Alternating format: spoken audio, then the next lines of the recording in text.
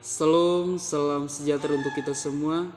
Kembali lagi bersama saya Richard Aldivan Lekeama. Pada video kesempatan saya kali ini, saya akan membahas kembali tentang administrasi gereja baru. Untuk itu kita akan masuk pada poin yang keempat, yaitu dimensi organisasi yang ada di dalam administrasi gereja baru. Berbicara tentang organisasi di dalam gereja merupakan suatu sumber daya atau usaha yang dilakukan di dalam gereja sebagai suatu tugas, panggilan atau misi gereja tersebut, di mana terbentuklah organisasi untuk menjalankan setiap sistem pelayanan yang ada di dalam jemaat itu sendiri. Untuk itu, pada administrasi gereja baru memberikan pandangan-pandangan penting terhadap dimensi organisasi yang dilakukan di dalam gereja itu sendiri. Dimensi organisasi merupakan suatu bentuk organisasi yang baru yang diambil administrasi gereja dalam hal gereja mewujudkan apa yang menjadi kebutuhan, baik secara intoleran bagi setiap unsur-unsur yang dibutuhkan dalam gereja itu sendiri.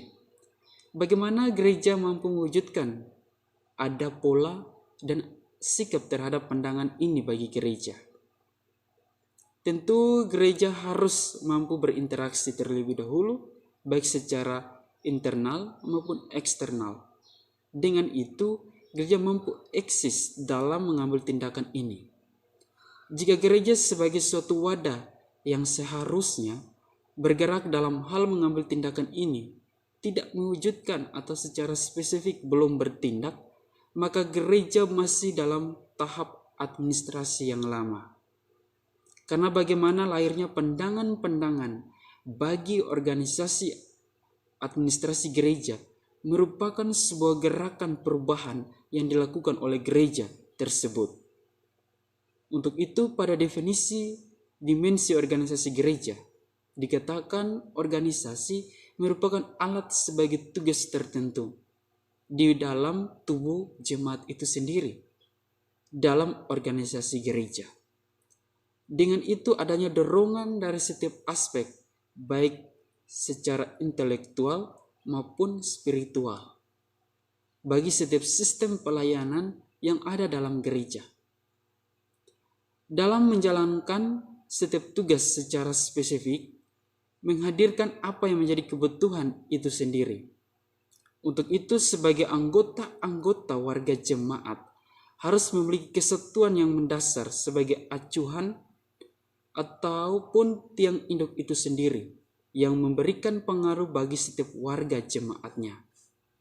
Jadi, dalam wadah ini dikatakan bahwa kita sebagai pemimpin maupun warga jemaat harus memiliki kesatuan di dalam hal kita melakukan setiap tugas dan tanggung jawab kita. Bagaimana kita dapat memperhatikan apa yang menjadi tugas dan tanggung jawab kita, yaitu kita dapat mengetahui bahwa dasar dari segala yang kita lakukan dalam panggilan gereja atau tugas panggilan gereja itu sendiri adalah dasarnya pada Tuhan Yesus sebagai kepala rumah atau sebagai kepala gereja yang memberikan tugas dan tanggung jawab kepada kita sebagai warga jemaat maupun pemimpin dalam gereja untuk menjalankan setiap tugas dan tanggung jawab kita secara baik. Untuk itu,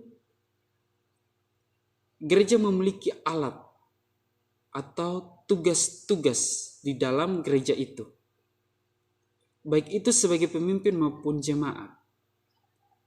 Dengan hadirnya organisasi gereja, membentuklah segala struktur kepemimpinannya untuk merupakan hasil kerjasama yang baik dalam gereja itu sendiri, sehingga dapat melaksanakan tugas panggilan atau misi gereja secara terbatas akan terpenuhi dengan setiap sikap yang saling bekerja sama yang baik dalam setiap anggota-anggota jemaatnya, yaitu sebagai pemimpin maupun warga jemaatnya. Dari setiap unsur-unsur dalam organisasi itu sendiri. Bagaimana gereja memahami hal-hal tersebut. Tentu kembali kepada setiap anggota-anggota jemaat itu sendiri, terutama dari setiap sistem kepemimpinan dalam gereja, yaitu dilihat dari setiap aspek dimensi organisasinya.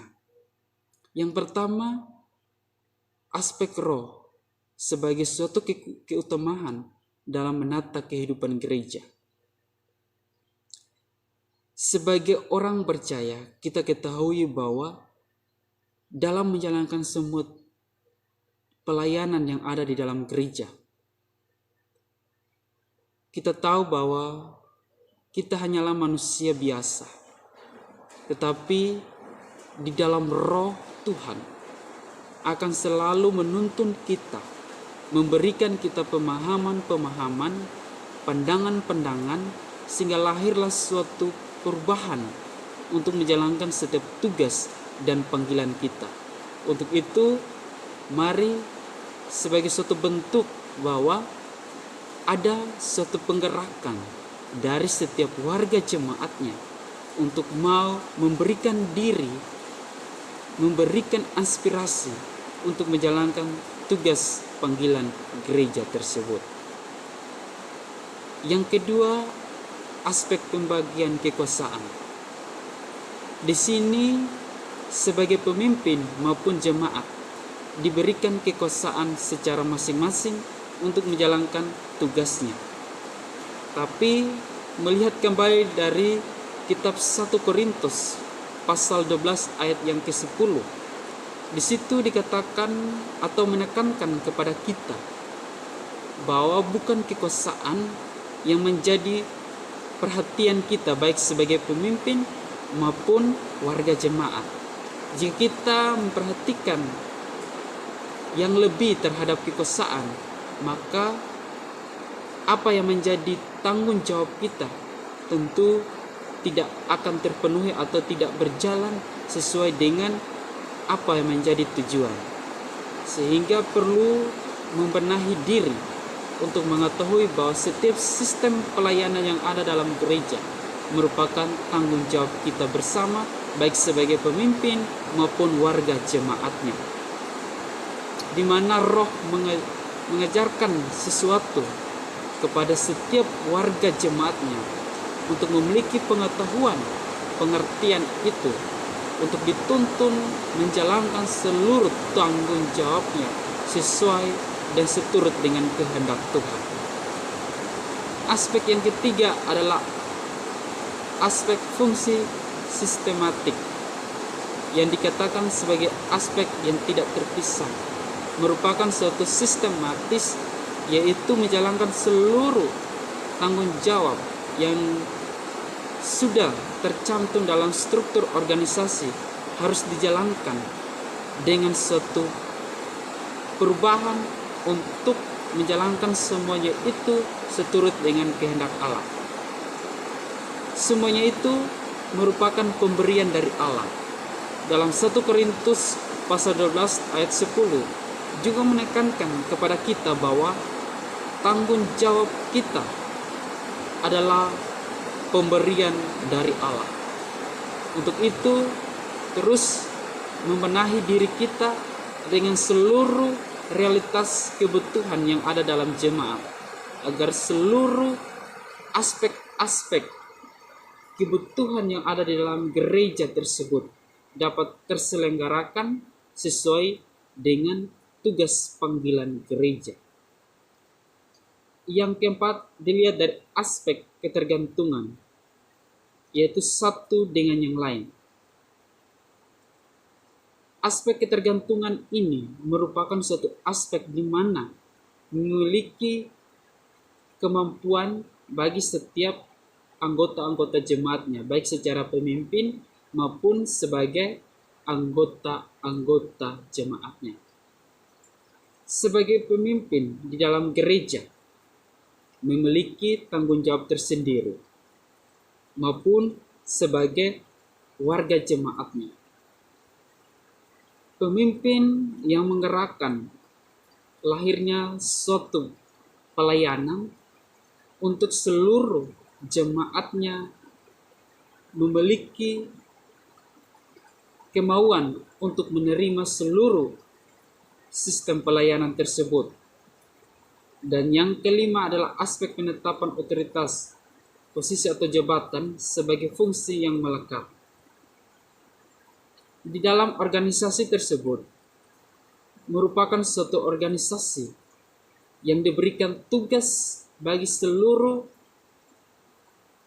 seksi-seksi yang bekerja di dalam struktur organisasi tersebut. Disebut sebagai posisi atau diberikan jabatan. Untuk itu, sebagai seksi-seksi yang memiliki jabatan tersebut harus menjalankan seluruh fungsinya secara baik dan sesuai dengan tanggung jawab bersama. Untuk itu, kita dapat menjalankan seluruh tugas panggilan gereja dengan baik dan benar. Dari setiap aspek di atas, di situ merupakan suatu organisasi atau merupakan misi pelayanan gereja. Terbentuk untuk menjalankan pelayanan sesuai dengan kehendak Tuhan dan untuk memajukan misi pelayanan dalam gereja. Itulah yang menjadi tujuan terbentuklah organisasi. Lalu bagaimana gereja menciptakan suatu perubahan dari berbagai aspek tersebut? Salah satunya dilihat dari dimensi budaya organisasi gereja tersebut.